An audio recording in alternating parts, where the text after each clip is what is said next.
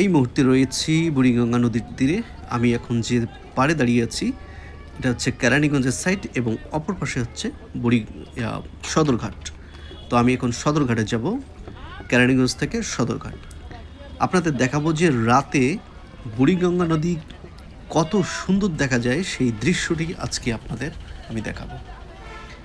দেখতে পাচ্ছেন অনেক সুন্দর, মানে চারিদিকে তাকালে শুধু ওয়াও। মানে এখানে যে দুই সাইডের যে লাইটগুলোর রিফ্লেকশন পানির মধ্যে পড়ে এবং মানে এক কথায় অসাধারণ।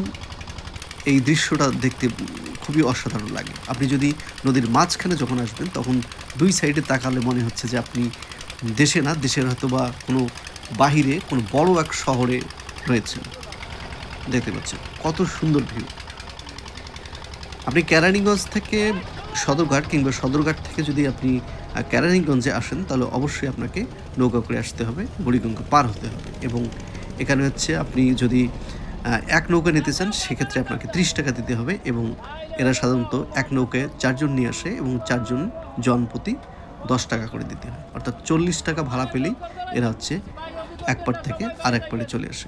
কিছু কিছু নৌকা আবার রিজার্ভে আসে।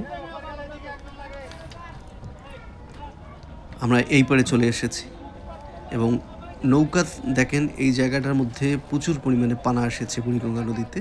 হঠাৎ এভাবে অনেক সময় পানা চলে এসে, বুড়িগঙ্গার পানি কিন্তু সবসময় কালো থাকে। কিছু টাইম যখন বৃষ্টি হয় বা বন্যা হয় তখন কিন্তু বুড়িগঙ্গার পানি অনেক সাদা হয়। কিছু কিছু ক্ষেত্রে দেখা যায় যে আপনি যখন বুড়িগঙ্গার এক পার থেকে আর এক পারে আসেন, উপরে কিন্তু আবার আপনাকে এক্সট্রা করে টাকা দিতে হয়। ওরা হয়তো বা নৌকাওয়ালা 40 টাকার 20 টাকা নেয়, 20 টাকা দিতে হয় এই গেটে। এখানে জানি না এটা কী জন্য দিতে হয়।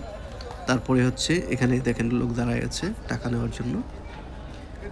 দেখতে পাচ্ছেন এই যে টাকা নিল, কারণ হচ্ছে এখানেও টাকা দিতে হয় আবার নৌকাও টাকা দিতে হয়। মানে এই জায়গায় কেন টাকা দিতে হয় সেটা আমি জানি না।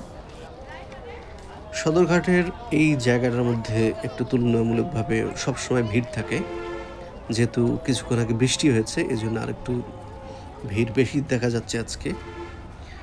তো ভালো থাকবেন সবাই, চ্যানেলটাকে সাবস্ক্রাইব করে রাখুন পরবর্তীতে নতুন নতুন কোনো ভিডিও দেখার জন্য।